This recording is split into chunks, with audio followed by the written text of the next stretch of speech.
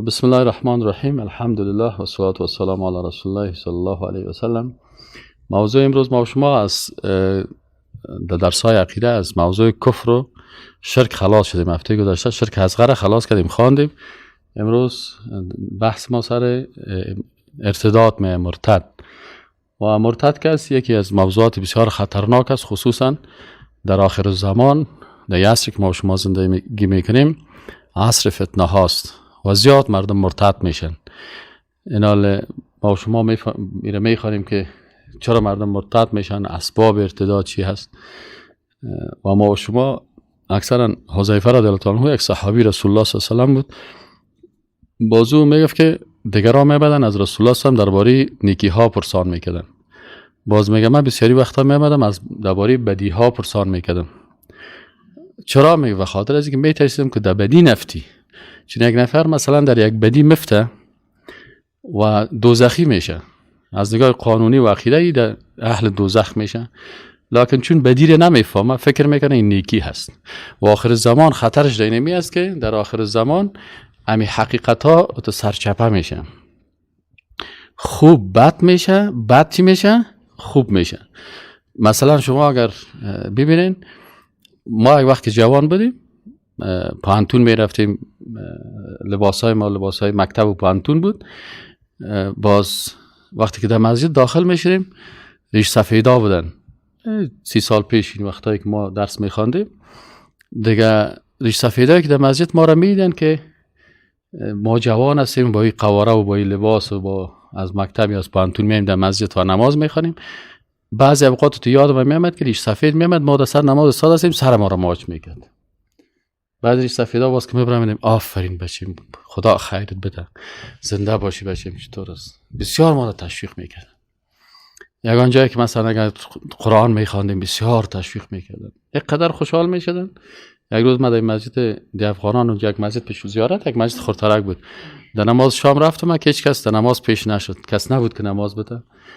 من دیگه لباسم دریشیام در جانم بود، من پیشم ریش سفیدا سعی کردم و فکر میکنم که من قرآن خواندن نمیتونستم. وقتی که نماز دادم حال دیدم که هر کس میام مرا بغل میکنه و احترام میکنه که قربان تو دی جوانی، تو قرآن چه خوب خواندی، چه خوب نماز خواندی.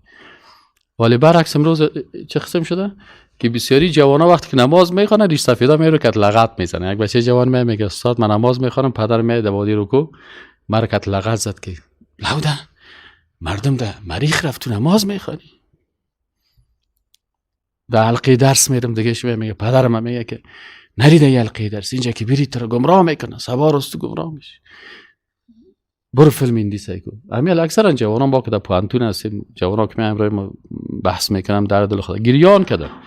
والله جوانا منم تا اشکای شیریان داشته، گریه کرده، چیغ زدن که از برای خدا استاد چطور کنم، نماز میخوانم. کل فامیل که من در تضاد است. خوار من نصیحت میکنم که حجاب کو، پدرم لطم میکنه تو به حجابش. ریش ماندیم. روز یک جوان خانم اومده بود، گفت 4 نفر آمدن از فامیل من محکم گرفتن. پدرم برشان گفته یا مادرم گفته شد 4 نفر مرا محکم گرفتن که ریش من قیچی دارن، دستشان پل ریش تراست. میگه آخر من برشان گفتم که اگه دیگه راه ندارم من مجبور هستم یکی تا نخو پیش از خود تیر میکنم باز یعنی به این سویه. ببین حقیقتا سابق مثلا یک نفر با خانواده‌ای که با حجاب بودن سر مردمایی که به حجاب بود خنده میکردن، حال برعکس شده. و خانواده‌هایی که به حجاب هستن، به حیا هستن، زنای خود دو طلا میبرن. متوجه هستی؟ حتی ما اگه رفته بودیم که تا شدیم از یک خانه، یک از خودگی مستی زنای از دیگه هم سرلچ و پایلچ تا شده دیگه پشت عروس میرفتن. کجا میرفتن؟ ما دیگه منتظر هستیم که خانمای ما تاشا بازو زنک صدا کرد این ما خو خور تا شدیم باش کال خیمه کیا موندن که تا شدن. منظور از خیمه چیست؟ می زنایی که حجاب دارن و چادر کلان دارن یا دارن این دیگه هم تو سرش لچ میاره جور کرده. قواریش هم که تو سایل میکرد استغفر الله بخی دیگه چیز نمیم که حالا بگیم باز نشنم صدای من خفه نشه. خب مقصد از او که آدم قرضدار می بود از تو زن کرد این قسم بود یعنی از او که 10,000 قرضدار باشی از او که خوبتر است. لکن خودش خوشحال از اون قواری خود و سر خانم‌هایی که مثلا چادر داشتن حجاب داشتن تمسخر میکردن. علتش چی است؟ از همین خاطر است بسیاری کسا دین نمیفهمن. دین بیدینی شده، دینداری بیدینی شده، بیدینی دینداری شده. فهمید؟ یعنی یعنی یک کسی که مردار میمره شهید است. شهید چیست؟ مردار است. این قسم قانون است. همیشه شما صحیح. شهید مردار، مردار شهید. مجاهد تروریست، تروریست مجاهد. هر چیز همین قسم شده. از این خاطر به عقیده میفهمی که این نفر عقیدش یک ذره با قرآن و سنت برابر نیست. یا تو میگیزه تو تراق میکنه و تو گپ میزنه.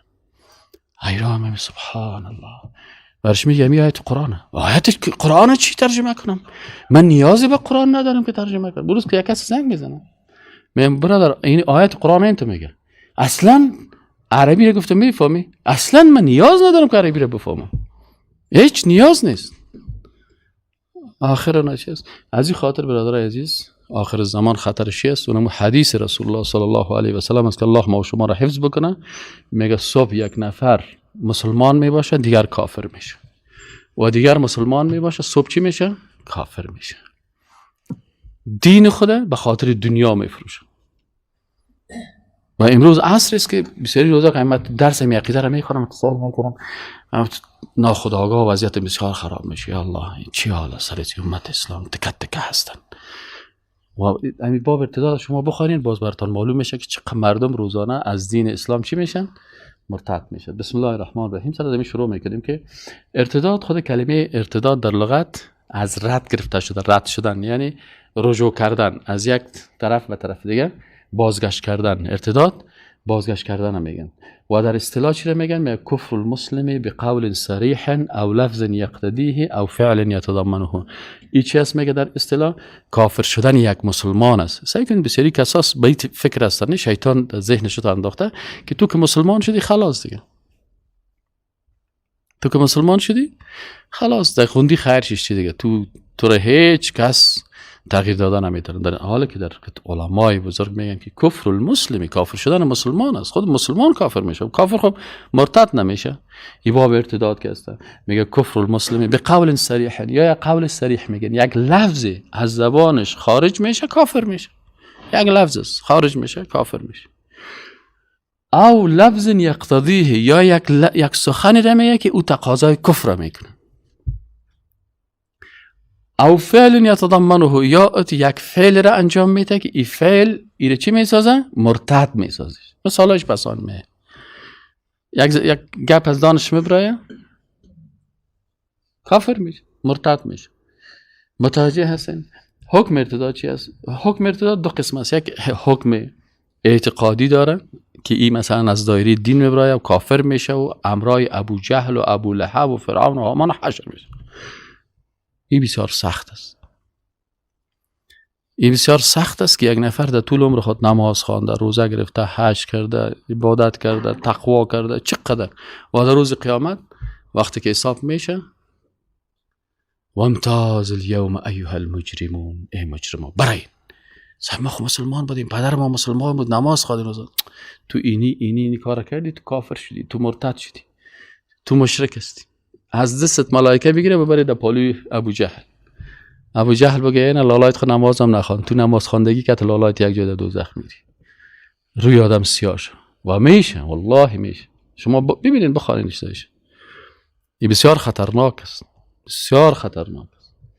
الله سبحانه و تعالی خب اینجا دو بخش داره، یکی اعتقادی هست که از نگاه عقیده حکمش است و یکی از نگاه جزایی هست که وقتی که یک انسان مرتد میشه چی جزاهایی در دنیا بالای از او میاد. ما شما مسئله جزاییش رو میمانیم، فقهای اسلام هستن، چون درسای ما درسای عقیده هست، زیادتر بحث اعتقادیش میکنیم. بخشای جزایی از او که حکم مرتد چی هست و چه قسم توبه چه وقت قبول میشه چه وقت قبول نمیشه و کدام شرایط داره، یک بحث بسیار کلان است که حتی بسیاری استادا درباره ازی ماستری خدا نوشته کردن، مثلا دکترای خدا نوشته کردن. این بحث بسیار کلان است، مسئله فقهی و پاش. اما ما شما سر بحث اعتقادیش همه قدر میخوانیم که ما عقیده خدا نگاه بکنیم و اتنشه که ناخودآگاه و ایش مثالش باز میگه که بسیاری وقتا یک نفر ناخودآگاه کافر میشه، به یک مذاق، به یک رشخندی، به یک فکایی. خب بسیاری کساس به یک فکایی کافر میشه، نمیفهمه. او با سند شده نمیتونه که من نمیفهمیدم. چرا؟ بیخبری از قانون عذر پنداشته نمیشه. شما دریوری میکنین، میری یک جای تکر میکنی، ترافیک تو را محکم میگیره، میگه نفر کشتی، تو تکر کردی، چی درستی؟ والا سه مخ از لندن آمده بودم، در لندن خود سرک چپه بود، ما هم سر چپه موتر دواندم، از طرف موتر دیگه آمد، من خبر نداشتم که اینجا سرک ها راسته هست. او برش میگه نیست، تو قانون لندن ترافیکش قانونش است، قانون ترافیک افغانستان قانونش است. تو وقتی که اینجا آمدی لیسانس گرفتی و اینجا آمدی سر موتر شیشتی، نیست من اینترنشنال لیسانس دارم. بعضی در لندن و در اینجا کس نه یک قسم لیسانس ها میده اینترنشنال که در کل دنیا دریوری کردن، این اصلا اینترنشنال نه. با وجود از این تو باید قانون افغانستان رو میفهمیدی که اینجا سرکش چی است. ما شما از دست راست چی میکنی؟ همین اسلام که هر چیز دست راست است در جهان. اسلام که است همین سرک هم گفتن در سرک هم که میریم مسلمان باید به دست راست خود برن. اگر می پیاده رو ما شما قانون اسلام تطبیق بکنیم نه، کسایی که از به دست راست خود بره و از طرف به دست راست خود بره تکر نمیشه. متوجه هستین؟ نان خوردن هم به دست راست است، آب نوشیدن هم به دست راست است. کافرها که از قصدن انگلیس قصدن سرک خود از طرف چی کرده؟ چپ کرده. قانونشان است. نان هم که دست چپ میخورن، آب هم که دست چپ مینوشن. و این تو نیست که ناخودآگاه است، اونا آگاهانه این کار میکنن. به هر صورت اینا وقتی که در مسائل قانونی و قضایی و در مسائل جرایم میگه پاک است، بیخبری از قانون عذر پنداشته نمیشه. ما صاحب نمیفهمیدم. چرا نمیفهمیدی؟ نه چه وقتی چیز نیست. یک شاگرد از پیش ما به والا استاد ما خو نمیفهمیم که امروز امتحان است. بسیاری شاگرد هست یگان تاش والا استاد ما خبر نداشتم که امروز امتحان است. خب حال خبر شدی؟ صاحب حال خبر شدم که امتحان است. دیگه از این خاطر ما سوال نکردم. گفتیم خیر است، این دفعه بخیر ناکامت میکنم. باز چانس دو باز با خبر میشی، باز یک هفته پیش میفهمی که چی گپ است. به هر صورت برادرای محترم، از این خاطر آدم باید احکامش رو بفهمه. پس حکم ارتداد الله سبحانه و تعالی در اعتقادی چی میگه؟ و من یرتدد منکم عن دینه فیمت وهو کافر فاولئک حبطت اعمالهم فی الدنیا والآخرة واولئک اصحاب النار هم فيها خالدون. ومن يرتد منكم عن دينه فيموت وهو كافر. سیکرین میگه هر کسی که برگرده مرتد شوه از دین خود، فیموت بمره در حالی که کافر است. چرا؟ وقتی که مرتد شد کافر شد. فاولئک حبطت اعمالهم فی الدنیا والآخرة. تمام اعمال ازی در دنیا و آخرت نابود شدن. یعنی تمام نمازهای مرتد از بین میره، تمام عبادتایش از بین میره، تمام تقوایی که کرده کلش از بین میره، اما دست خالی اونجا میه. فاولئک حبطت اعمالهم فی الدنیا والآخرة و اولئک اصحاب النار. این مردم مثلا مسلمان است، مسلمانی که مرتد شدن و هم فیها خالدون و اینمی نفر بر همیشه در آتش دوزخ میمانه.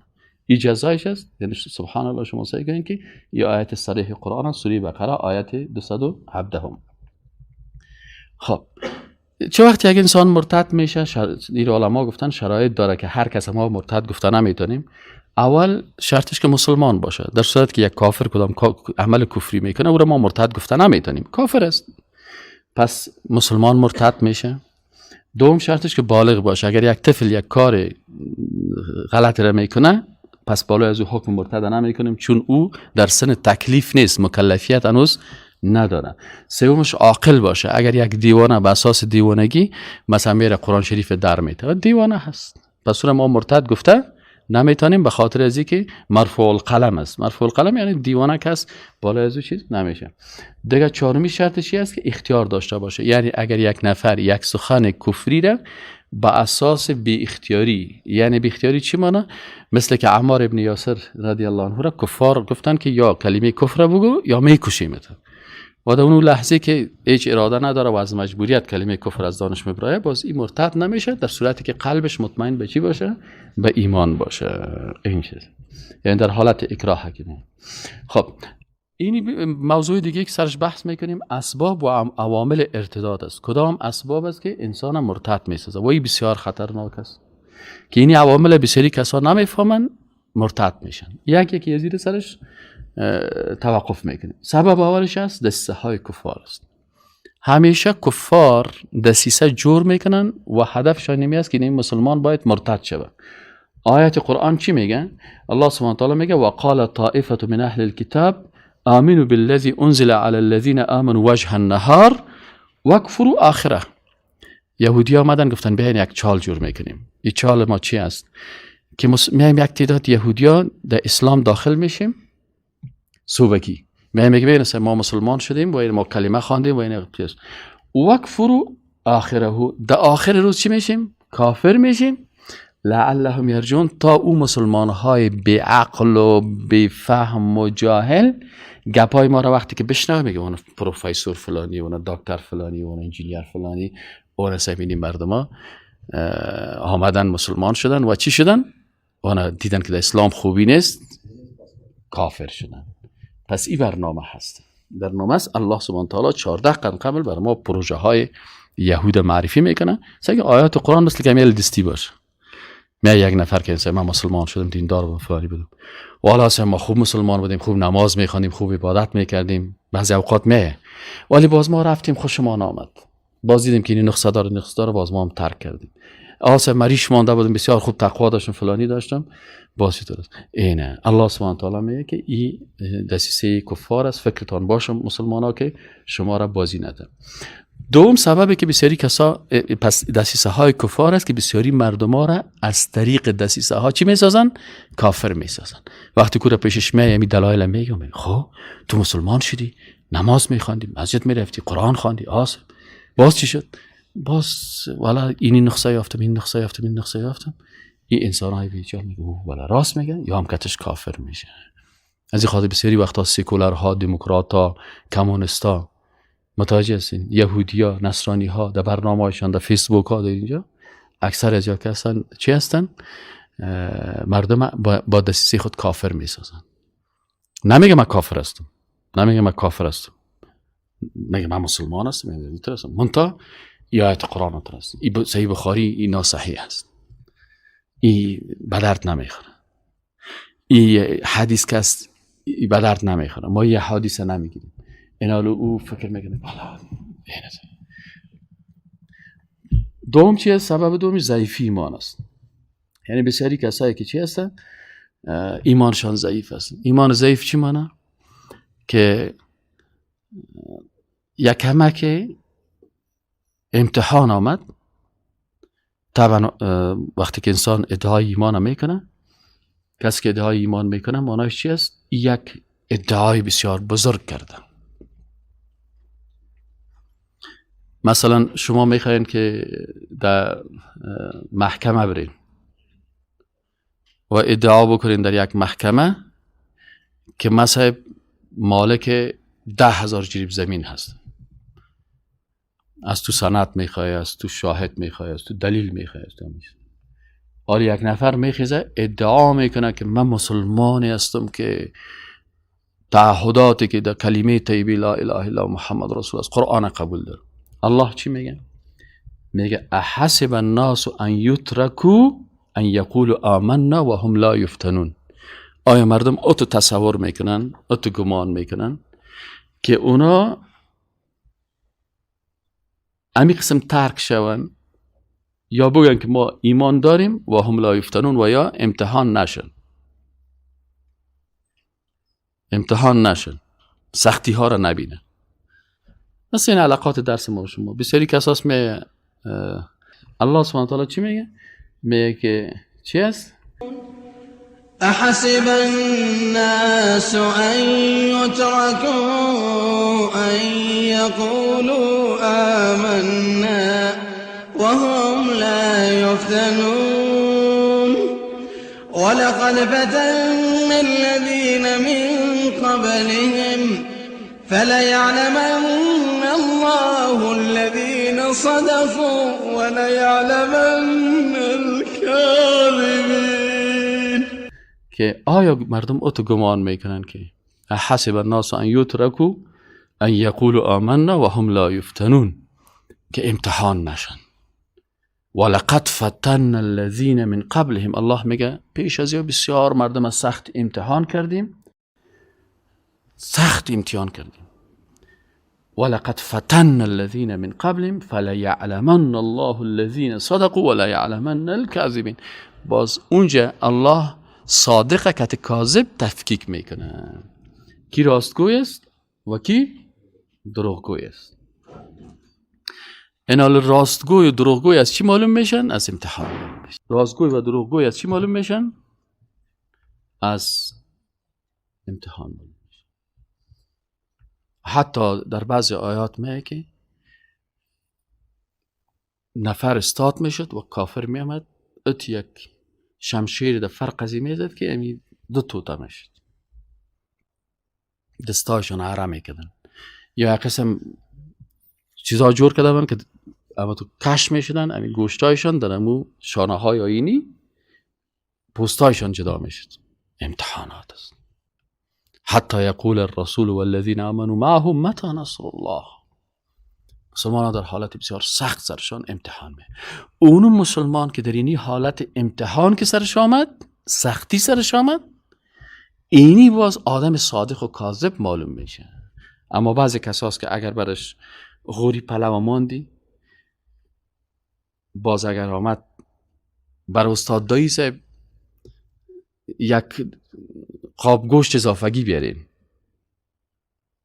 که یا گوشت زیاد خوش داره، باز اگر بر استاد دایی گوشت غوری بردگاه یک دو پیازه آمد، بر ما 2 تا مانده شد، بردگاه میوه 1 تا بوده، 1 تا میوه دیگر بر ما اینجا صاحب از او دانه 70 روپیه اما پیشری ما ماندن دیگه، خورده میریم و حالا سیخای کباب است، باز اونجا دیگه باز خوب دعوتگر هم هستیم، خوب دیندار هم هستیم. باز روزی که سختی سر ما آمد 1-4 روز برای ما گوش نرسید، حداقل کشالو رسید، باز که قیامت است که از برای هیچ قسم زندگی است، حالا چطور است فلان است. یا یک بیعقل از یک طرف قصه میکنیم که دعوتگرای اسلام سنگ زده میشه و دشنام داده میشه و رسول الله صلی الله علیه و خونش سر کرد، باز ما دیگه میگیم بینسه. باز اگه کدام روز یک کسی اندک آمد سر ما یک انتقاد کرد، باز دیگه صاحب سعی کنی که دعوتگر دیگه اخلاقش هم یادش رفته، پاچه را بر زده دیگه صاحب. این جوانه که سر از یک انتقاد کرده، اگه این مسجد مکاس بیاید رفع الیدین کنه داره بیزانش میکنه.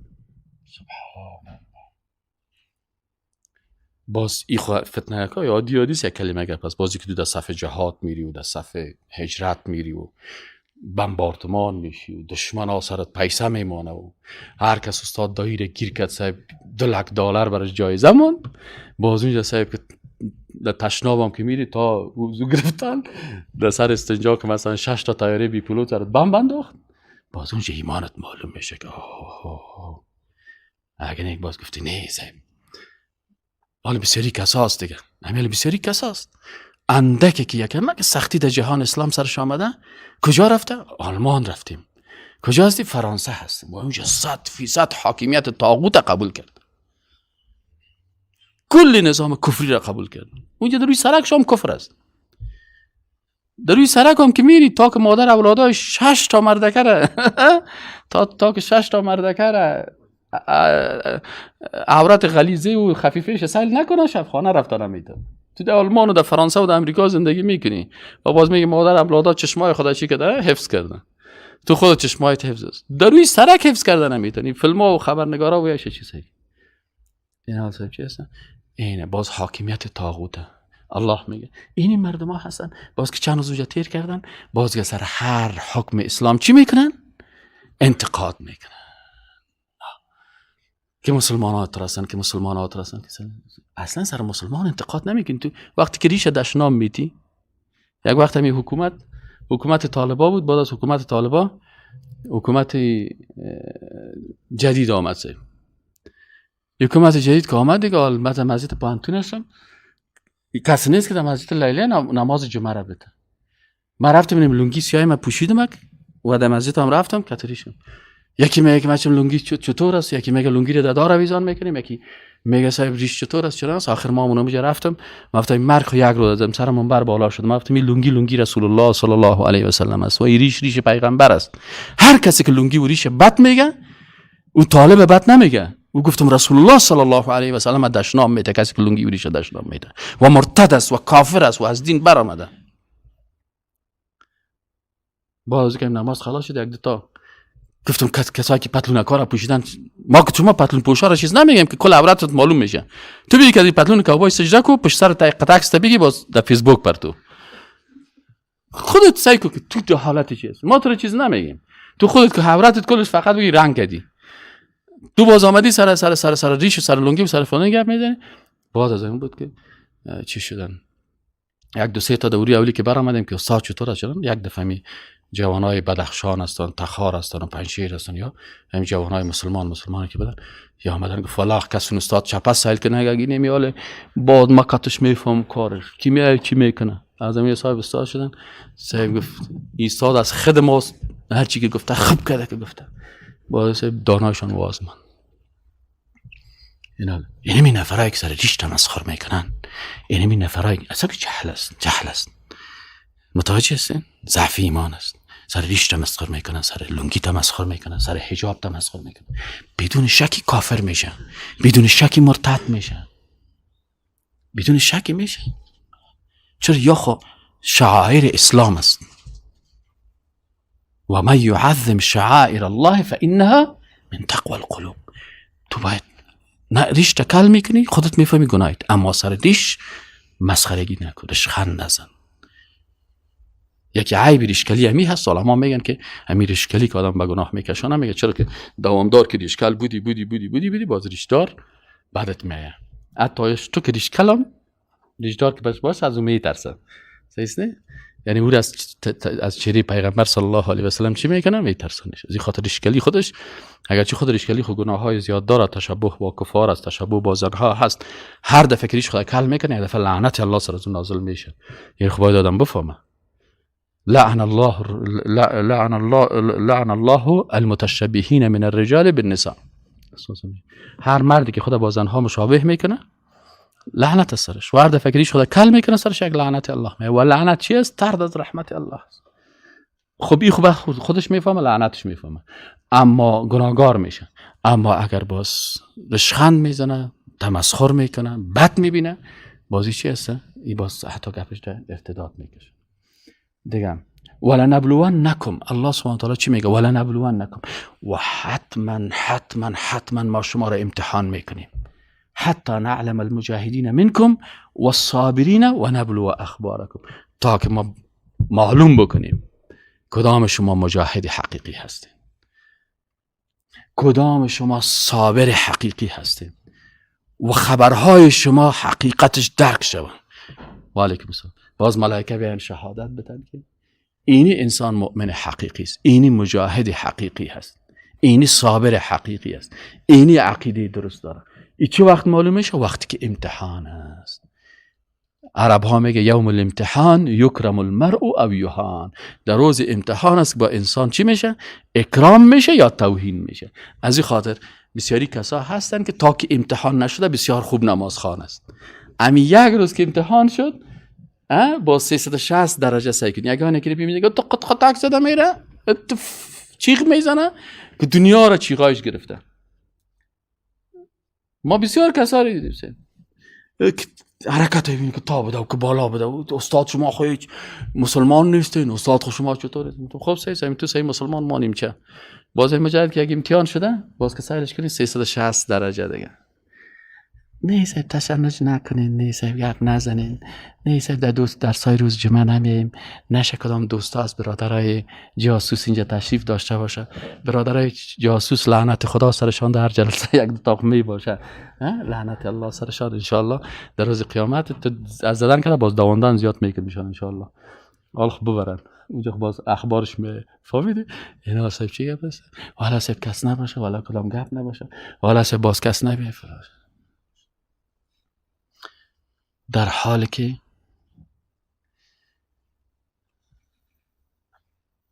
رسول الله صلی الله علیه و سلم به عبدالله بن عباس تو خورد بچه‌ک بود، مثلا شاید اون بچه‌ک آخر که کلاهک سفید داره همسنای از اون، رسول الله صلی الله علیه و سلم درس دیدن گفت یا بنی یا بچه‌ک من تو بیا شماست. یعنی شاید همین قدر عبدالله بن عباس این هم بتونم بود مانده نباشد. مثلا عبدالله ابن عباس اینم قدر بود، برش گفت که یا بنی او بچه که من اینی اعلمک کلمات، خب یاد بگی. فهمیدی من چی برات میگم؟ باز تکرار کنی که رسول الله صلی الله علیه و عبدالله ابن عباس چی گفته که بچه که من برات چند کلمه رو یاد میدم. خود حدیث طویل است، اما یک قسمتش گفت اگر کل دنیا جمع شود و بخواه بر تو ضرر برسانه، ضرر رسانده نمیتونه مگر آنچه را که الله بر تو نوشته. فهمید یعنی؟ و اگر کل دنیا یک جای شما بخواه بر تو فایده برسانه، فایده رسانده نمیتونه مگر آنچه را که چی شده الله بر تو نوشته کرده. فهمید یعنی؟ دیگه حال رسول اکرم صلی الله علیه و سلم برای جهان میگه کل دنیا جمع شود بخواه بر تو فایده برسانه نمیتونه رسانده. و این ما در زندگی خود صدها مرتبه چی کردیم؟ به چشم خود دیدیم، در خودم، در رزق، در روزی، در نان خوردن، در خوردن، در همه چیز. یک سفر هندوستان داشتم، در رزق براتون بگم. سفر داشتم به هندوستان، پدرم زنگ زد پاکستان رفته بود، مرا گفت بچه‌م از امی پاکستان برای چی بیارم؟ من گفتم پدر جان از ایج به بالا بیار دیگه، دست خالی نبیا که پیش مادر اولادا نگه که پدر صاحب از پاکستان آمد. چی بیارم مثلا تو دقیق اگه بگم؟ من گفتم در عراق است، در نزدیک ترخم که میشه، وقتی مرغکای پاکستانی خرد که بود نه، در کابل رواج نبود چند سال پیش همونجا بود. گفتم از اون یک 3-4 دانه بی حلال کنه خلده یک پرتشه از ترخم تا اینجا خراب نمیشه. صحیح سی پدرم یک 4 دانه مرغ گرفت آورد می خانه. یکی در خانه رسید صبح ازی من خودم سفر داشتم به هند. مادر اولادا لطف کرد یک دانه از رو برام ماشم سرخ کرد، قسم کرده بود، خب مقصد رو سرخ کرده بود در روغن و تو مرا گفت خیلی میره بگی که یک 10 دانه تخم که میری هند نانای از او بسر نیست و در راه هم قیمت ها چه قسم باشه خریده بتانی نتانی. خامو مرغ که سم مدام خلطه کم گرفتم و در تیارام دم پیشم بود. پیلوت گفت چی است؟ ما گفتم یک مرغ که سرخ کردگی است. کجا میبره؟ گفتم میره که خود میبرم. خب خلاصه رسیدیم در دیلی. ما هستیم دیگه که یک 20 نفر است استادا سفر از دیگه. اونجا که رسیدیم در میدان دیلی که رسیدیم برای ما گفتن که نماینده ما گفت که استادان محترم اما کنفرانس شما که است ما یک 20 روزه سمینار داشتیم اقتصاد کپیتالیستی رو میخوانیم تا که مقایسه بکنیم با اقتصاد اسلامی. و تو خوب بود برای من، بسیار خوب چیز شد. من اقتصاد کپیتالیستی رو اونجا فهمیدم. باز اینجا کتاب نوشته کردیم درباره اقتصاد اسلامی، تمدن شرق چاپش کرده. صنفای 3 پانتون کتابو میخوانن به نام اقتصاد اسلامی در مضمون ثقافت اسلامی، کل 15 رو میخوانن دیگه. تجربه ما حاصل شد. خب خلاصه وقتی که در میدان چیز رسیدیم یک دیلی، این استادا 6 تا بودن دیگه. ما را گفت که کلگی رو میبریم در کجا؟ کل ما میریم در درس شما در مومبای است، در دیلی نیست. سابق بمبئی میگفتن حالا مومبای میگن دیگه، مقصد نامش دیگه. خب ما صاحب در میدان ما رو بیرون نماند که برای این بیرون نبر آمدیم. در اونجا شیشتیم. من دیگه سعی کردم که وقت 1 بجه است، وقت نماز است. 1-2 نفر گفت اونجا، گفتم همین نماز نخوادیم. پیش نماز چی میکنی؟ دی میدان است اون دوست چطور از باز که رسیدیم بخیر اونجا باز میخوانیم.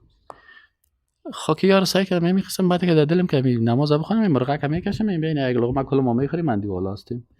دیدیم که یا نماز نخواندن. ما گفتم که گفته که لا یاکل طعامک الا صالح لا تجالس الا صالحا ولا یاکل طعامک الا تقی، که تا آدم صالح بشی و نه آنتان بی تقوا نتی. آدمی که بی تقوا بود و کنه آن تخور ساعت یک پرزام میگه و آدم دان دروازه گوش نبیرشه باز بگه بیادر بابان خدا دیگه اگه میمان ما میشی باز کدام وقت دیگه حالا خود وقت نان تیر شده. فهمید؟ خب من میره که سعی کردم که مردمان نماز نخوان. گفتم مالا خواست پیش ما مرغ بخورین.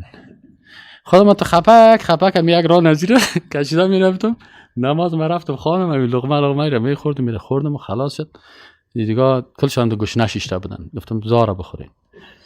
خب خلاصه سر در طیاره بالا شدیم رفتیم یک دمو بمبئی یا مومبای است. اونجا رسیدیم. اونجا که رسیدیم خفتنکی اونجا نان بوده که صبحکی که خستم گفتم تو بیایم کبابک مرغ ایزاره بخورم که دیدیم یک کمک بوش تغییر کرد. برام در سر برنده دیدم اون طرف یک اولی است. اما تو گفتم تاو دادم خلطه زدم اولی دیگه بود درختای زیاد بودیم که همین مرغ صاحب دیدیم که یک 20 دانه زاغا بود، یکی ران مرغ گرفته، یکی سینه‌اش گرفته، یکی تخمار گرفته. دموجا گفتم که سبحان الله سیکو، از پاکستان آمد در افغانستان، از افغانستان آمد در هندوستان، در دیلی، از دیلی آمد در اینجا و همین مرغ قسمتی نمیکی بود زاغا. از این خاطرم یک شاعر چی میگه که ای دوست بیا تا غم فردا نخوریم، این لحظه عمر را غنیمت شماریم.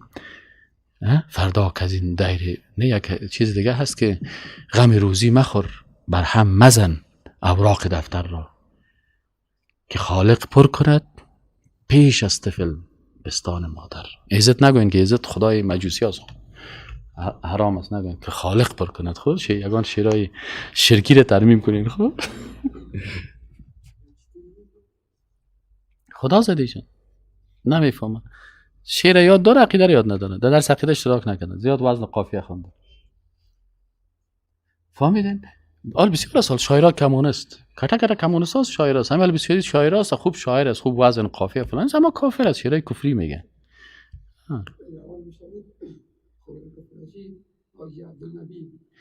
خوراک فروشی حاجی عبدالنبی، حاجی هم است، بنده نبی است. بسیارش نمیفهمه،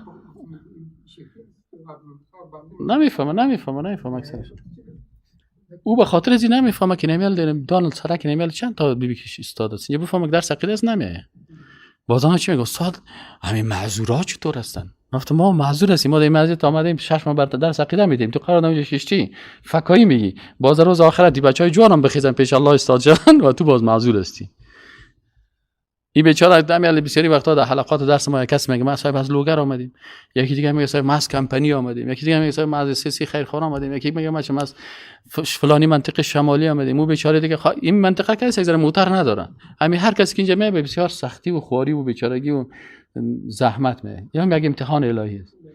خویی بیچاره میخیز از سختی ها را متحمل میشه، یکی در یاد میگیره. تو قرار ده پیش مسجدت است، قاری بر زنگ میزنه میرم از درس عقیده میهمان دارم، باز روز آخرت میگه پروردگارم من قل والله احد یاد نداشتم چون میهمان داشتم.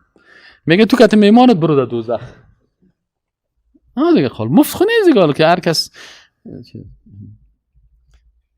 سبب سومه که بسیاری کسا مرتد بشن سعی و کوشش کفار و مشرکین است. کفار و یهود و نصارا سعی و تلاششان است. الله سبحانه و تعالی کل زیر در قرآن عظیم شان بر ما گفته است که بسیاری کسا میخواد که امریکایی‌ها را راضی بسازه، بسیاری کسا میگه ناتو از ما راضی شود، از ما صاحب روس راضی شود فلان راضی شود. الله سبحانه و تعالی چی میگه؟ ولن ترضى عنك اليهود ولا النصارى حتى تتبع ملتهم. الله میگه هرگز اینا راضی نمیشه از تو یهود و نصارا تا وقتی که تو ملت از اینا را قبول نکنی، تا وقتی که نگویی که من دموکرات هستم، من حکومت مردم توسط مردم برای مردم قبول دارم، تا وقتی که سکولاریسم قبول نکنی والله حقیقت یهود و نصارا دوست شوه. تا وقتی که صراحتا اعلان نکنی که اگر من قدرت به دست گرفتم من دموکراسی را اینجا نهادینه میسازم. چی معنی دموکراسی را نهادینه میسازم؟ سعی کنین، ما براتون قبلا هم گفتیم کسایی که درسا نبودن، یکی خالق سالاری است، الله سالاری است. سالار کسی را میگن که شریعت از او بدون قانون از او بدون چون و چرا پذیرفته میشه. در اسلام خالق سالاری است. چی معنی؟ خالق از بر ما حلال تعیین میکنه، حرام تعیین میکنه، خوب و بد و کل چیز الله تعیین میکنه. در اسلام خالق سالاری است. این الحکم الا لله. دوم قسم در عصر جاهلیت پدر سالاری است. چیزی که پدر ما گفته بود ما اون رو میکنم. آیات قرآن میگه و اذا قیل لهم اتبعوا ما انزل الله قالوا بل نتبع ما الفینا علیه آبانا. ما اونمو چیزی که پدرای ما گفته امیالم بسیاری کسا میگه چیزی که پدرای ما گفته. اینجا پدر سالاری است، یعنی دینی از اونها را خوب و بده بر از اونها کی تعیین میکنه؟ الله تعیین نمیکنه، پدرش تعیین میکنه، پدر کلانش تعیین میکنه، رواجش تعیین میکنه، کلتورش تعیین میکنه، عنعناتش تعیین میکنه. از این خاطر یا خدایشان الله نیست، معبودشان الله را نگرفتن، پدرایشان است. امیالم بسیار مردم است میگه چیزی که پدرای ما کردن ما از یک سر سوزن تغییر نمیکنیم. نمیکنه میگه پدرای ما کردن. پدرای ما صاحب افغانستان بر لینن و بر جورج بوش به گورباچوف فروختن. وقت یک کسی بود به نام برژنف میگفتن. خب بعد کلانهای ما وطن ما را به برژنف فروختن. ما چرا برای ترامپوف نفروشی؟ خدای پدر است. پدرای ما دخترای عصر خوده، بچهای عصر خوده میرقصاندن در عروسیا و ما به چشم خودی را دیدیم. ما چرا نرقصانیم؟ پدرای ما به عوض از اینکه از الله بخواین از شاهد شمشیره بچه میخواستن. اینا ما چرا؟ دین پدری هست. دمون پلرونه جرگمارانو پختو بیکو منگولی پختو نکو. قانون پختو چی است؟ قانون پختو، د پختو قانون د اسلام نه مخکې قانون ده. 15,000 کلن قانون ده. دمونجا وفي القصاص حياة نسته وفي القصاص دريل جلوكيان وفي القصاص سيدنا دختراست. اینا قانون کی است؟ قانون جاهلیت است. اونم قانون پسیسته و بسیاری جاست. من خودم از قوم پشتون است. پدرم پشتو زبان است، مادرم دری زبان. این تو نیم کلام موندیم دیگه. فهمیده؟ اینا طرف قومای طرف که میریم پرشانایی میبره. اینجا الله اینت میگه استاد مونږ دلته پښتو کوو، قرآن نه کوو، شریعت نه کوو. گفتم خلاص تاسو د جاهلیت قانون است و دانم ما کم هستن. برین امیال برین سیل کنیم و در فارسی وانای نگه است. بسیاری مردم است رواج. ما صاحب رواج ماست. ما رواج ماست که باید 4 لک کلدار 4 لک افغانی 5 لک مهر بگیریم. باز دختر بیچی میشه، بیارزش میشه. یعنی بیبی فاطمه الزهرا که تویانه پدرش نگرفته بود بسیار بیارزش بود به عقیده ازیان. بیبی عایشه صدیقه که بی ابوبکر صدیق رو به رسول الله صلی الله علیه و نکاح کرد تویانه نداشت و بیارزش است. امهات المؤمنین، زنای صحابه، زنای تابعین کلش بشه بیارزش است. کی با ارزش است؟ اونو کسی که دختر خود کت داتا گاو مبادله کنه. این قانون پدری هست. داتا گاو گرفتن، نیم جریب زمین گرفتن، پیسه گرفتن، 200 نفر به زور هتل نان دادن. این قانون است. این حال خالق سالاریست، پدر سالاریست، سومش احبار سالاریست. ملای کٹی شکمبو در 6 خوری نام سیر نمیشه. در موتر $1,00,000 کشیشت.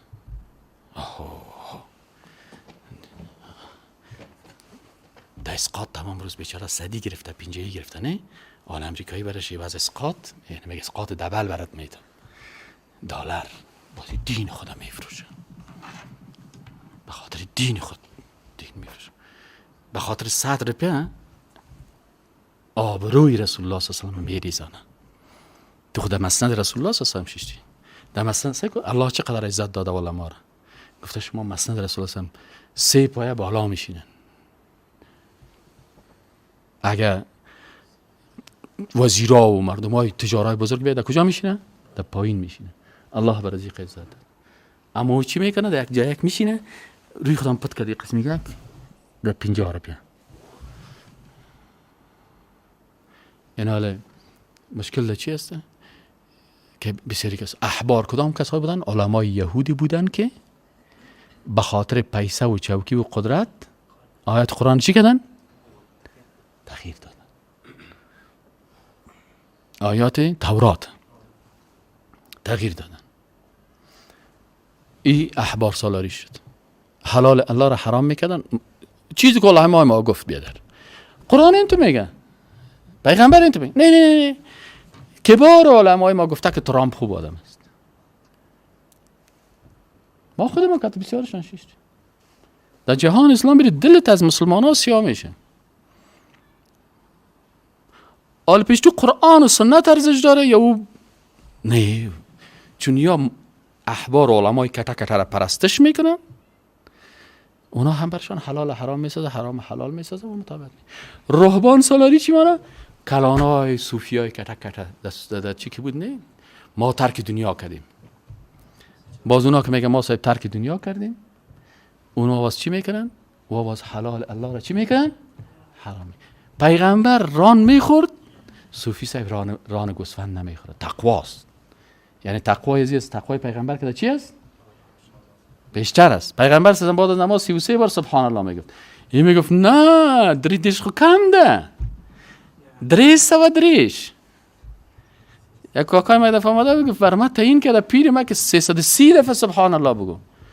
ما گفتم خیلی پیری تا نماز صبح میتونه که بگه که نماز صبح 2 رکعت خو کم است 20 رکعت نیت کردن 20 رکعت نماز فرض صبح وقتی که نماز تعیین که تغییر دادن نمیتونه تسبیحات چطور تغییر میده رسول هم گفت 33 بار سبحان الله 33 بار الحمدلله 33 بار الله اکبر و خاتمش لا اله الا الله وحده لا شریک له این حال چی است از یک چی است رهبان سالاری است و باز در دموکراسی چی است انسان سالاری این حال در اینا که سال فعلا چی است خوب و خراب کی تعیین میکنه انسان تعیین میکنه پس از این خاطر یادتون و الله میگه ولن ترضى عنك اليهود ولا النصارى حتى تتبع ملتهم تا که در ملت از اینا موافقت نکنی در این مسئله که بری تا که سرت ریش تکل نکنه لنگی تو وسو نپرته نکتایی سرت نپوشه متوجه هستی تا وقتی که نماز پیشین بسیاری مؤسسات هست میگه نماز نیست برو بخیر حالا صاحب استاد سلام علیکم یک فتوا کار دارم وقتا دارم من مفتی نیستم نه خیر است استاد نظر کار دارم نظر من چی ارزش داره نه استاد ما والا این نمازهای دیگه خوانده میتونم در یک دفتر کار میکنم اجازه نماز پیشین نداریم هست اینا تا که نماز پیشین به خاطر یهود و نصارا ترک نکنه ایده مؤسسه کار کردن نمیتونه در مکتب افغان ترک یک سال درس میدادم مدیر افغان ترک وضو میکرد جرابای خود کشیده بود زمستان بود نه زمستان ماشون بود یا نه مقصد جرابای خود کشیده بود وضو میکرد که ترکایی که دای صاف هستن همین جنرال ازی آمد در این مکتب دیدیم که مدیر افغان ترک وضو نکرد یعنی جرابا را صاحب تو خشک شد پوشید ریز خشک کرد رفت اما نکتای یک جور کرد رفت اینجا که من نماز نمیخوانم حالا میرم به می چشم گناهگار خودم در این مکتب افغان ترک من یک سال درس میدادم بعد پیش ما میشه ما خوب مسلمان ما گفتم این قسمی مسلمانی یوک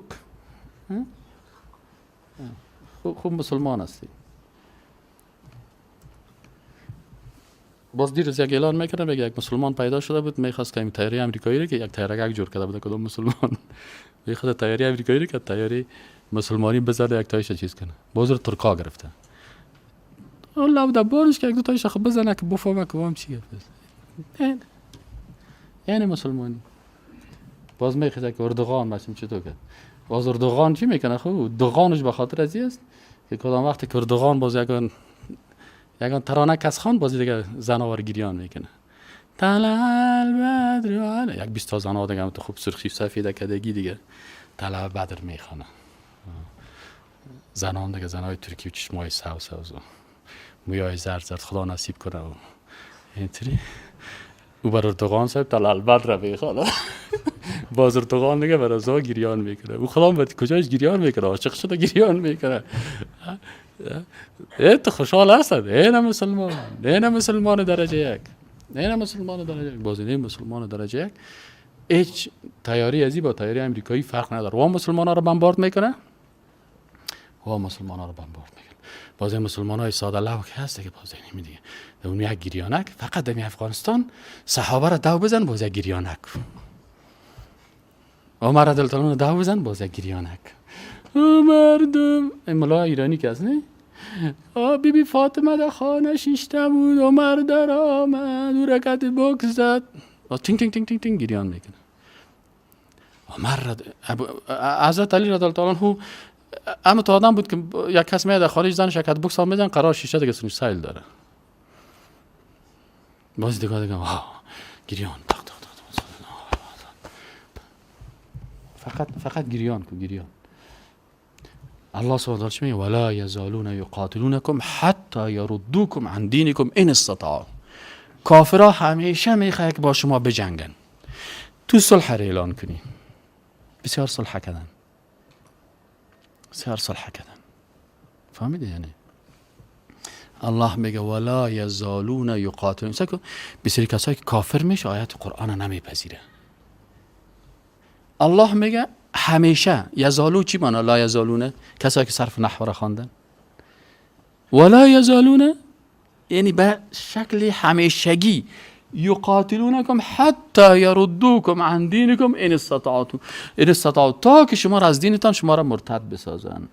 و من یرتد منکم عن دینه، باز الله حال حکم خدا میگه و هر کسی از شما که باز مرتد شد فیموت، باز مرد، و هو کافر، در حالی که کافر است، فاولئک حبطت اعمالهم فی الدنیا والآخره، اعمالشان در و اولئک اصحاب النار هم فیها خالدون.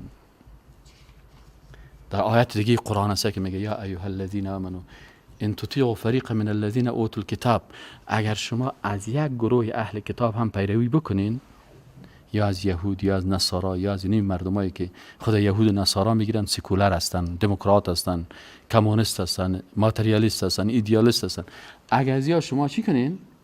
یردوکم علی اعقابکم، شما را از دینتان دور میدن. یعنی میگه کسایی که باز مرتد میشن فتنقلبوا خاسرون، باز شما برمیگردن.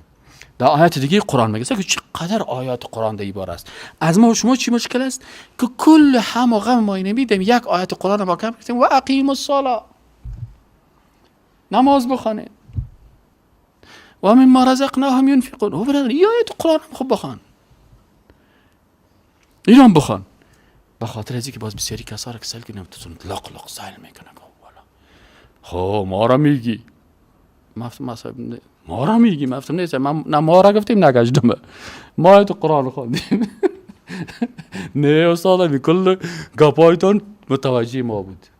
خیلی خدا اصلاح کن که گپا در وجود تو هست. وقتی که میفهمی مرتد میشی خدا اصلاح کن دیگه، توبه بکن بگرد. صحیح که الله سبحانه تعالی میگه که ود کثیر من اهل الکتاب، آرزو دارن. صحیح که ود چی میگن؟ دوست دارن، آرزویشان است از اهل کتاب چی است؟ لو یردوکم من بعد ایمانکم کفارا، کاش که ما یارا از دین الله چی کنیم؟ کافر بسازیم.